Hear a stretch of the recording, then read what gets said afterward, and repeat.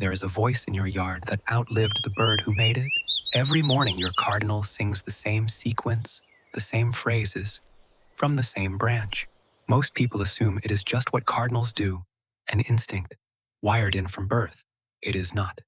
That song was learned, and the bird who taught it may have been gone for years. Subscribe to BirdSense right now.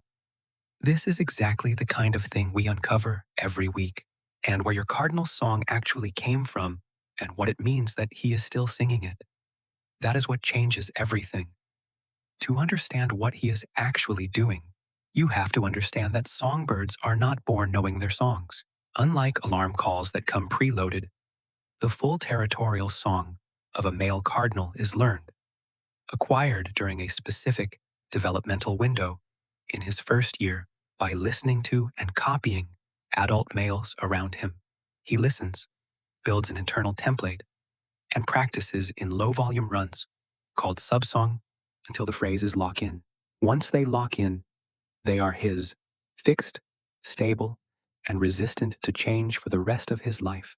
Your cardinal did not invent the song you hear every morning. He copied it from a bird he heard as a juvenile, in whatever territory he occupied before he found yours, and that bird, in turn, may have copied it from another. Here is where it gets strange. The bird he copied may no longer exist. Songbird mortality is high enough, particularly in those first 1 to 2 years of life, that the original singer of any given song template is frequently gone before the bird who learned it has finished his first full breeding season, which means your cardinal may be singing a vocal pattern that has not come from a living bird in 2 years or more. The song exists. The voice that originally shaped it does not. Your cardinal carries it forward with no awareness that he is doing so, and no mechanism that would ever tell him the original is gone. He sings it because he learned it, and he learned it because it was there, and it will keep being there as long as he keeps singing it every morning from that branch in your yard, in front of an audience that has no idea what they are actually hearing. The song does not need anyone to understand it in order to survive. It just needs a bird alive enough to repeat it, which means you may be hearing something that functions, in a very specific sense, like an acoustic fossil, not a metaphor, a literal record of a vocal pattern that originated in a bird now absent, preserved in the behavior of the bird who heard it and held on to it. Ornithologists studying song dialects in resident songbird populations have documented exactly this kind of transmission chain, where a specific phrase cluster can be traced back through a series of living birds to an originating individual who died years before the most recent carrier was born. The song travels forward in time through the behavior of learners. The original singer recedes, and in a backyard in Virginia or a garden in Ohio, the pattern keeps arriving every morning, carried by a bird who has no idea. He is the last link in a chain that started somewhere he has never been. Most people across the country have never thought about where their local bird song comes from. They hear a cardinal, and they hear cardinal, a species sound, generic, interchangeable. But birdsong dialects work like human dialects. Neighboring populations develop distinct local variations, and individual birds within those populations have signatures that reflect who they learned from and when. A cardinal in a suburb of Atlanta and a cardinal in a suburb of Minneapolis may both be northern cardinals, but their songs carry the local history of whoever was singing in their specific neighborhood during the critical window of their first year. Your cardinal song is not just what cardinals sound like, it is what cardinals sounded like in your specific corner of the country, in the specific season when the bird who taught him happened to be alive and singing in a yard close enough to be heard.